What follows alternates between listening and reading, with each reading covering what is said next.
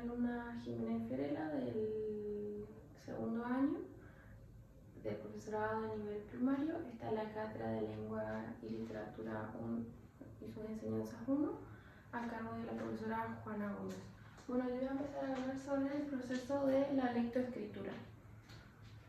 Yo para hablar de este tema me enfoqué mucho en el NAP de primer grado de lengua. ¿Qué significan estas siglas? Significa Núcleo de Aprendizaje Prioritario. El NAP se divide en tres ejes. Tenemos la comprensión y producción oral, tenemos la lectura y tenemos la escritura. Después tenemos también la literatura, que va en conjunto de todo eso, ¿no? Bueno, el NAP tiene un conjunto de saberes que el alumno debe de aprender. Y también tiene propuestas didácticas para que el docente pueda enseñar.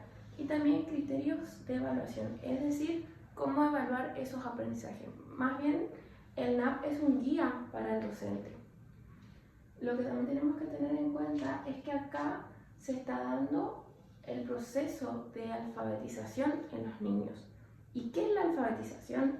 Actualmente la alfabetización tiene un sentido más amplio. Se trata del desarrollo cognitivo y lingüístico necesario para poder, o sea, que nos permite ingresar, incorporar y recrear la cultura escrita que se ha desarrollado a lo largo de la historia, como la ciencia, el arte, matemática, etc. La alfabetización, ¿qué pasa? La alfabetización empieza en la primera infancia del niño y se va desarrollando durante toda la vida, ¿no? Pero en el sistema educativo, vean la alfabetización como un proceso que se va presentando en niveles y que estos niveles tienen que ser cumplidos, digamos, en un tiempo requerido para cumplir los objetivos. Bueno, como dije, el eje se divide el NAP se divide en tres ejes. Y acá tenemos la comprensión, producción oral, ¿no? Los saberes que se ponen en juego acá es que, por ejemplo, tiene que ser un lugar en donde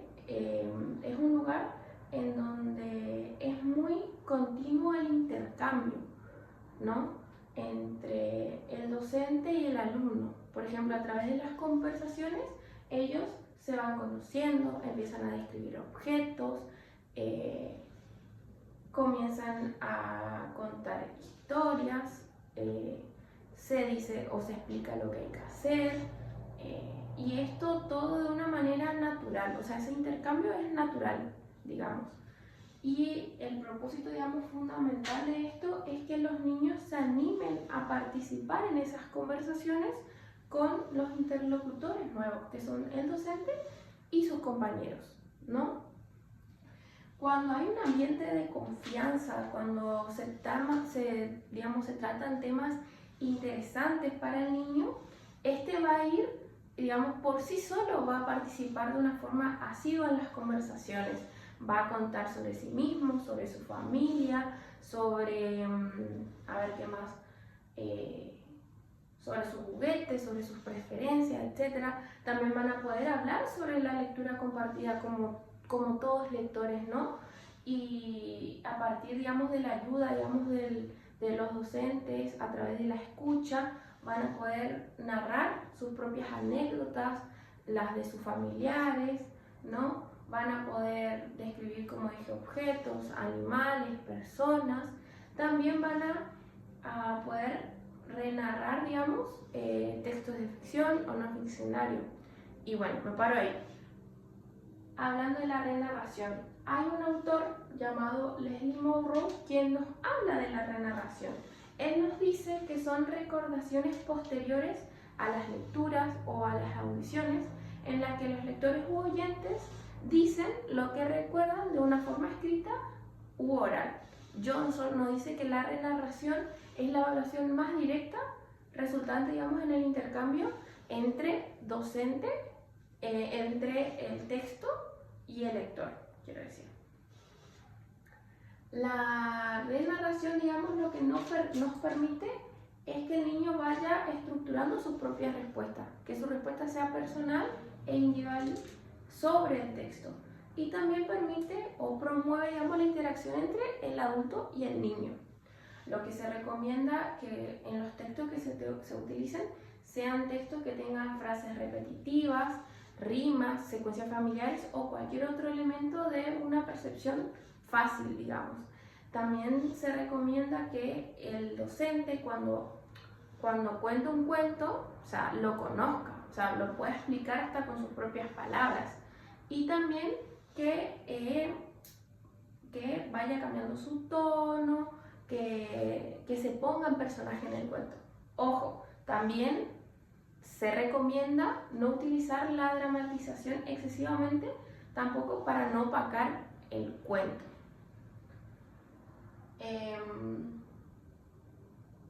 Bueno, y después tenemos otras alternativas, o sea, otras estrategias alternativas, que son, por ejemplo, los cuentos con tiza, que son la representación del cuento en forma de secuencia sobre el pizarrón, sobre murales colgados, papeles. También tenemos cuentos con objetos de apoyo, por ejemplo, peluches, juguetes. También tenemos cuentos con sonidos, cuentos con títeres, que esto nos ayuda con los niños que son más tímidos. Y estas estrategias lo que nos ayuda es con la renarración independiente del niño, con el conocimiento de las otras lenguas de los distintos libros, digamos, que ellos también agrandan su vocabulario y lo complejizan, digamos. Bueno, yo voy a hablar ahora entonces de la lectura, que es el segundo eje de los NAP. Bueno, la lectura, para que se den, digamos, en primer grado, lo que se dice es que los niños deben desear aprender a leer, y para cumplirlo, digamos, o sea, para que se llegue a lograr eso, es que ellos deben de participar en diferentes situaciones de lectura. También otra cosa es que ellos tienen que experimentar esos libros, o sea, estar en contacto. Por ejemplo, se puede llevar en una biblioteca de la escuela, del aula, o en una biblioteca del barrio o algo así. Hay tres fundamentos muy importantes para el proceso de enseñanza de lectura. El primero es la frecuentación y la experimentación, digamos, de los materiales escritos. La segunda fundamentación es que los niños deben de comprender y también debe de agradarle los diferentes textos literarios, no literarios, ficticios, no ficticios, cuando el docente o algún adulto los lea en voz alta. El tercer núcleo de aprendizaje es cuando la lectura ya va desde oraciones, palabras que conforman el texto. Bueno, en la lectura tenemos diferentes propuestas de enseñanza. Entre ellas tenemos el encuentro entre los libros. El encuentro entre los libros nos dan dos actividades. Uno es un montón de libros para explorar. ¿Qué nos quiere decir esto? El docente debe colocar una o más mesas en donde va a colocar diferentes textos literarios, y los alumnos van a poder explorar libremente esos textos. Después tenemos la otra actividad, que es uno entre un montón. El docente es quien va a ir a agarrar y va a elegir un texto y le va a leer al grupo, a los alumnos, y va a contar por qué eligió ese tema. O puede ser al revés también. El alumno puede agarrar un texto literario y darle al docente para que él lo lea. Luego van a conversar, y también, como para finalizar, digamos, se puede escribir en tarjetones el título del libro, los personajes que más les gustaron, etc. También tenemos acá el rito inicial. El rito inicial es el clima que se va a formar en el momento de lectura. Muchos docentes arman rondas con los alumnos, o también colocan carteles en la puerta que dicen no interrumpir, o se colocan cosas, por ejemplo, se pueden colocar un sombrero en el momento de la lectura, o un traje, algo especial, o también puede ser una caja mágica o una caja grande que de ahí sacan el libro que van a leer, etc. Después tenemos hablar de los libros. El docente va a ser el primero que va a demostrar que se puede opinar de los libros, porque antes o después de una lectura, él va a explicar por qué eligió ese libro. También tenemos los paratextos. Los paratextos son muy importantes porque los chicos deben de observar la tapa, la contratapa, las ilustraciones. Así ellos van a poder tener una idea anticipada de lo que se va a tratar ese libro. También es importante o se le aconseja al docente, digamos, ir escribiendo en el pizarrón todo lo que los alumnos van diciendo. Después, por último, tenemos la lectura del docente. Acá se pone a prueba el rol del docente como narrador oral. ¿Por qué? Porque tiene que ir cambiando su tono de voz en diferentes situaciones o cómo va yendo el texto, digamos. También va a haber interrupciones, digamos, de los alumnos con preguntas, comentarios. El mismo docente también puede interrumpir, pero obviamente no a cada rato. Bueno, entonces, a partir de todo esto, lo que nos damos cuenta es que es muy importante trabajar con diferentes textos y libros. Y desde el ángulo o desde el punto de vista de Marta Marín, también es importante porque ella en el capítulo número 8, que habla sobre la teoría de lectura como proceso, ella nos habla de que el sujeto va a ir, digamos, adquiriendo, construyendo significados a partir de sus conocimientos previos conceptuales. Para ella, el sujeto es alguien activo. ¿Por qué? Porque proporciona sus conocimientos, procesa la información a partir de sus conocimientos previos, va formulando hipótesis, o sea, y puede resumir esa información. Y hay diferentes estrategias que el lector va realizando a través de la interacción con el texto. Por ejemplo, tenemos la predicción, la inferencia, la verificación de hipótesis y la corrección. La predicción es cuando el lector va formulando una hipótesis durante la lectura. La inferencia es cuando ya hay una deducción más lógica, cuando hay conjeturas, cuando hay suposiciones. ¿Por qué? Porque acá ya vamos teniendo ciertos datos que nos hacen suponer eso. Después tenemos la verificación de la hipótesis, que es cuando el lector confirma su hipótesis. Y por último tenemos la corrección. ¿Qué pasa acá?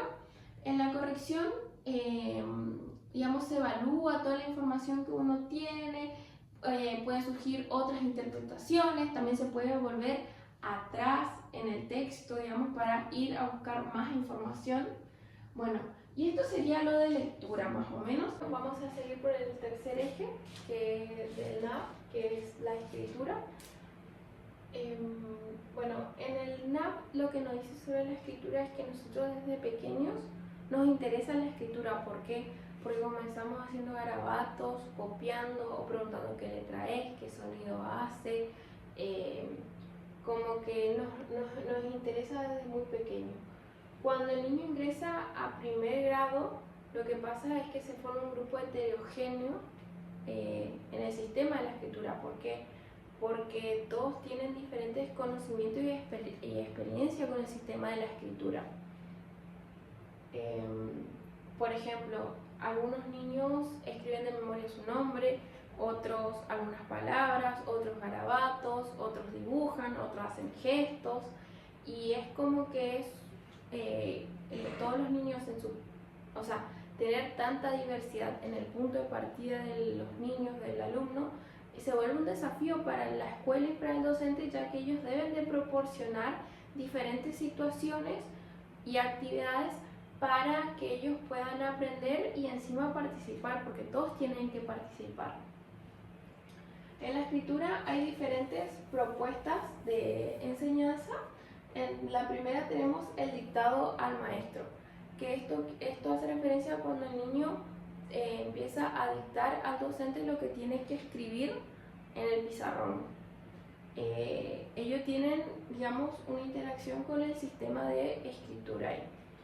Ellos tienen al docente capaz como el mejor o alguien cercano, o a veces casi siempre, digamos, es el único escritor que ellos tienen, digamos. Después tenemos la escritura colectiva, que es también cuando ellos dictan al docente, pero esta vez ellos hacen después hacen un borrador oral, después de eso discuten, leen, cambian las versiones entre todos juntos, y a lo último de la corrección, digamos, esa es la corrección, y a lo último, cuando ya está finalizada la versión, pueden copiar, digamos, en el soporte apropiado. Después tenemos el armado de una antología, tenemos palabras y oraciones en contexto, que quiere decir que utilizamos palabras y oraciones que están dentro de un texto, como por ejemplo las epígrafes. Para poder entender mejor a lo que hace referencia al NAP, vamos a nombrar a la autora Ana María Kaufman. Esta autora nos dice que para que el niño aprenda a escribir y a leer bien, digamos, hay que utilizar diferentes tipos de textos. Se deberá de disponer, digamos, diferentes situaciones para que el alumno pueda apropiarse progresivamente del sistema de la escritura, y luego avanzarían, digamos, al descubrir las características alfabéticas y luego las no alfabéticas. El aprendizaje ortográfico se desarrolla a lo largo de todo el sistema escolar. Cuando el niño logra tener este aprendizaje ortográfico regular, comienza a preguntar cómo se escribe la palabra, ya que hay palabras que tienen un sonido que te da varias opciones. Por ejemplo, la palabra silla. ¿Cómo se escribe silla? ¿Con C o con S? La pregunta, ¿no? Cuando el alumno no sabe leer, necesita, digamos, de un lector experto para poder ir agarrando todas las estrategias. Entonces acá nosotros vamos a hablar sobre leer a través del maestro. Cuando el maestro lee en voz alta, los alumnos tienen igual una participación activa porque van construyendo el significado de lo que ellos van escuchando. Además, tienen interacción con el sistema de la escritura, y aparte también van conociendo el género literario, o sea, van conociendo qué es el inicio, el desequilibrio, la resolución del conflicto, y así hasta conocer todo, digamos, todos los géneros literarios. Después tenemos leer por sí mismo. Es cuando el niño ya comienza a leer por sí mismo, y aparte de tener contacto, digamos, con el lenguaje escrito, comienza a tener también contacto con el sistema de la escritura. ¿Por qué? Porque empieza a ver los espacios, los códigos, las letras, etc. El niño puede leer, digamos, textos breves sin imágenes, pero es cuando el docente tiene que, digamos, dar la información completa de lo que dice ese texto. También ellos se basan mucho en la imagen, o sea, en los textos con imagen o a veces con un envase, y como que ellos prestan más atención a la imagen a que los códigos del sistema de escritura, ¿no? Bueno, después tenemos escribir a través del maestro. En este caso se tiene muy en cuenta el propósito y el destinatario del texto en cuestión de lo que se va a producir, ¿no? Y también al género, ¿no? Y debe de tener coherencia y cohesión. Después, escribir por sí mismo. Acá se tienen en cuenta todas las modalidades que constituyen, digamos, al saber alfabético, que eso también va construyendo a comprender el sistema, ¿no? Y por último, o sea, para terminar de hablar de escritura, vamos a nombrar los 8 niveles del sistema de escritura. En el primer nivel son trazos continuos que imitan, digamos, a la cursiva, o también pueden ser trazos separados que imitan a la imprenta. En el segundo nivel, cada letra representa una palabra. En el tercer nivel, todo un conjunto de letras, digamos, que se escribe a lo largo de todo un renglón, conforma una palabra. En el cuarto nivel hay letras iguales que hace referencia a palabras diferentes. En el quinto son letras desiguales, digamos, para palabras desiguales. En el sexto, una letra hace referencia a una sílaba de la palabra. En el séptimo, una o más letras hacen referencia a una sílaba. Y en el octavo, cada fonema hace referencia, o sea, cada letra hace referencia a un fonema. Bueno, entonces ahora vamos a empezar a hablar sobre la literatura. Bueno, llegamos a la última parte, que sería la literatura. ¿Qué es la literatura? La literatura es el arte que utiliza, digamos, al lenguaje como un instrumento para una función estética, una función creativa, para expresar sentimientos y emociones. La literatura no utiliza el lenguaje ordinario y común que nosotros usamos, digamos, para comunicarnos cotidianamente, ¿no? En la literatura tenemos un lenguaje no literario y un lenguaje literario. En el lenguaje no literario podemos decir que hace una función referencial o que como que quiere informar objetivamente. Por ejemplo, el significado de una palabra que buscamos en el diccionario, ¿no? Después tenemos un lenguaje literario. El lenguaje literario sí ya es el arte, digamos, utiliza el arte, la estética, figuras literarias como la metáfora, para poder expresar sentimientos y emociones, ¿no? Un ejemplo que puedo dar es utilizando la palabra corazón. En el lenguaje no literario nosotros vamos a buscar en el diccionario o por ahí nos van a decir que el corazón es un órgano que nos ayuda a vivir, ¿no? Pero porque nos da una definición, digamos, científica, una definición objetiva.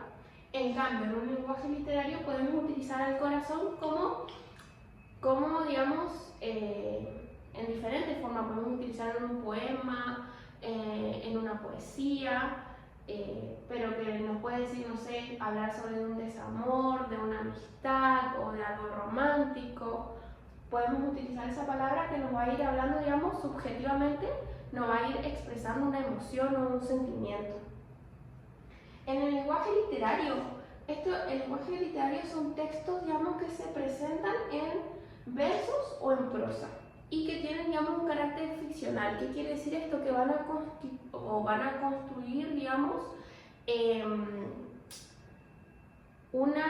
una similitud a la realidad o un mundo imaginario para que el lector, digamos, se conecte y tenga, digamos, que se conecte y se pueda sumergir en él, que pueda creer en lo que está leyendo en esa narración, en ese texto literario, ¿no?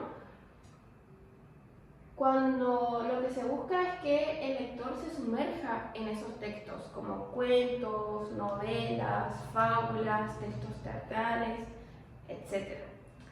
Y hablando de eso, nosotros tenemos géneros literarios, diferentes géneros literarios, que según la autora Miretti y Olga Drennen, se clasifican en géneros épicos, géneros narrativos, géneros líricos y géneros dramáticos.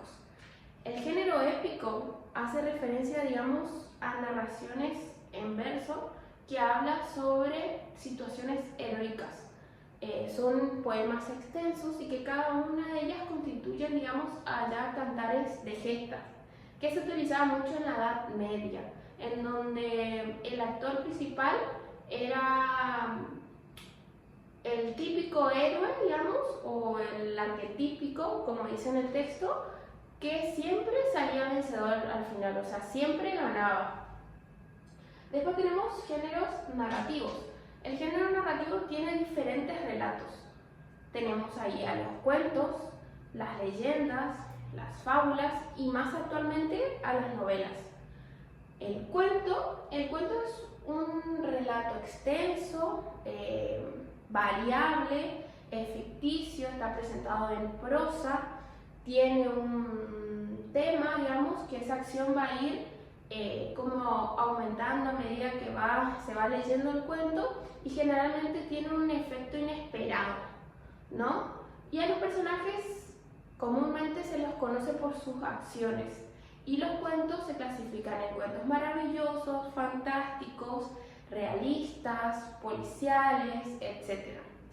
Luego de los cuentos tenemos las leyendas. Las leyendas lo que trata o nos trata de dar es una respuesta o una explicación no científica, sino más poética de todo lo que a nosotros nos rodea. Generalmente son anónimas y al traspasar de boca en boca, estas se van a ir transformando. Luego tenemos las fábulas.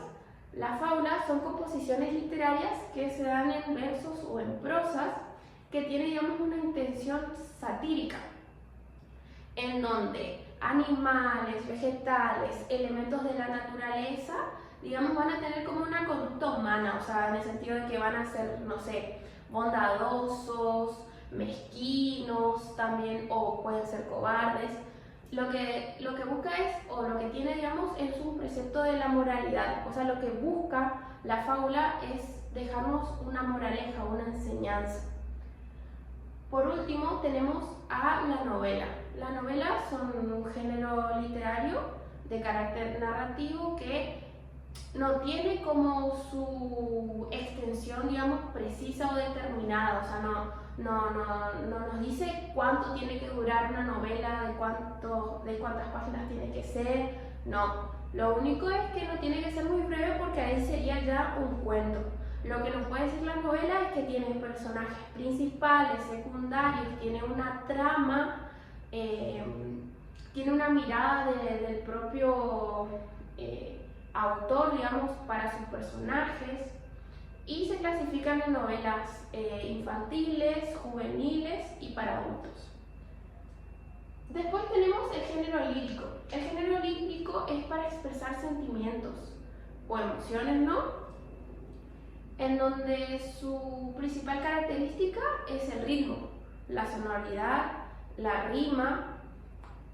Por ejemplo, tenemos ahí los romances, los sonetos, etc., ¿no? Y por último tenemos el género dramático. El género dramático en sí es el teatro. Antes, los griegos, digamos, utilizaban su comedia, su tragedia, y de eso, digamos, hicieron un nuevo arte, digamos, para poder expresarse a través de estas representaciones, en donde ponían en juego sus gestos, su voz, una acción, la escenografía, luces y a veces hasta música. Entonces nosotros lo que podemos decir del texto teatral es que ha sido, digamos, para ser representado, aunque sí, por cierto, digamos, hay sesiones teatrales para ser leído. Bueno, acá cabe dar, digamos, un breve resumen de lo que es la comprensión oral, la comprensión de producción oral, lectura, escritura y literatura. Muchas gracias.